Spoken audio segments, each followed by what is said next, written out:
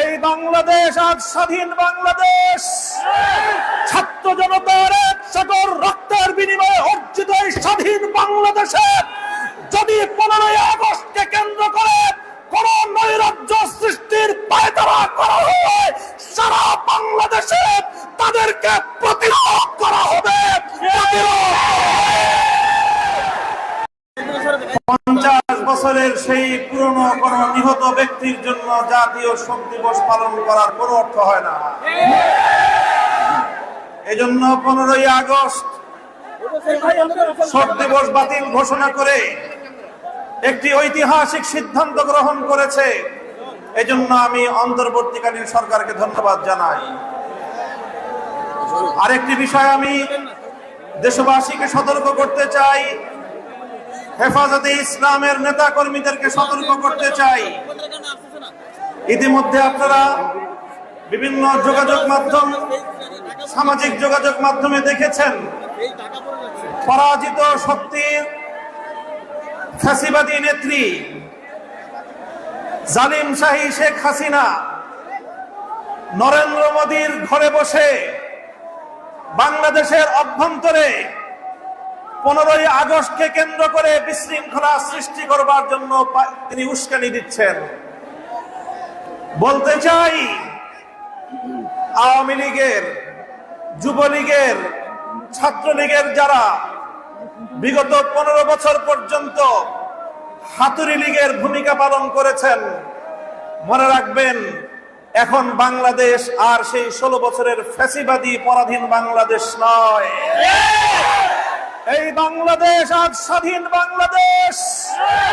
ছাত্র জনতার এক সাগর রক্তের বিনিময়ে অর্জিত এই স্বাধীন বাংলাদেশে যদি 15ই আগস্টকে কেন্দ্র করে কোন নৈরাজ্য সৃষ্টির পায়তারা করা হয়, সারা বাংলাদেশে তাদেরকে প্রতিরোধ করা হবে।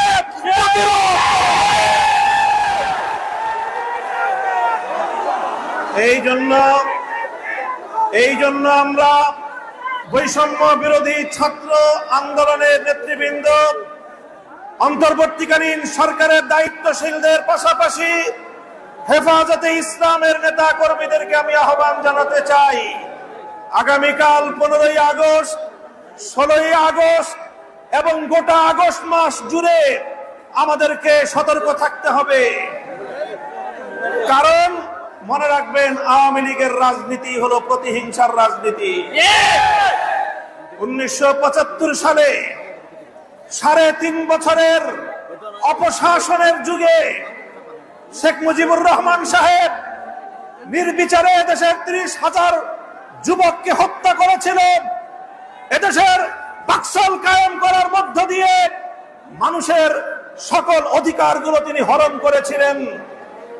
অধিকার হারা মানুষ তখন তারা ক্ষুব্ধ হয়ে ধানমন্ডির 32 নম্বর বাড়িতে অভ্যুত্থান পরিচালনা করেছিল। তখন এই শেখ হাসিনা ঘোষণা দিয়েছিল যে জাতি তার বাবাকে হত্যা করেছে তিনি সেই জাতির কাছ থেকে প্রতিশোধ গ্রহণ করবেন।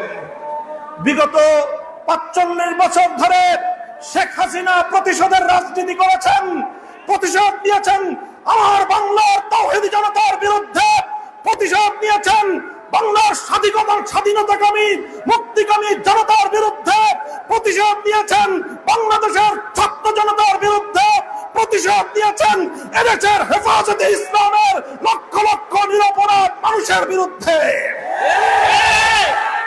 তিনি একজন খুনির নেশায় মাতাল, খুনের নেশায় মাতাল। আপনারা লক্ষ্য করে থাকবেন, যারা মাতাল হয়, মদখোর হয়, তারা সারাদিন যে যেখানে থাকে, দিন শেষে রাতের বেলায় সব মাতালগুলো একসাথে হয়ে মদ্যপান করে মাতলামি করে।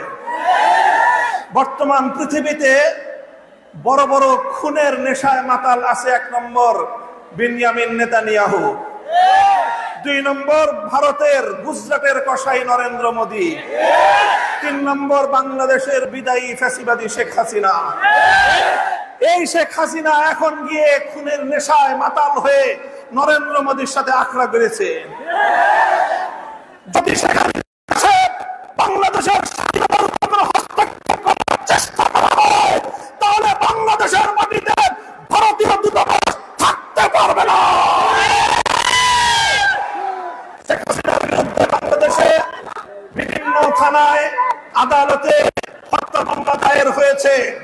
আমি আহ্বান জানাতে চাই, খুনি হাসিনাকে ধরে এনে বিচারের কাঠগড়ায় দাঁড় করাতে হবে। প্রিয় সাথী ও বন্ধুগণ, বক্তব্য শেষ। ইনশাআল্লাহ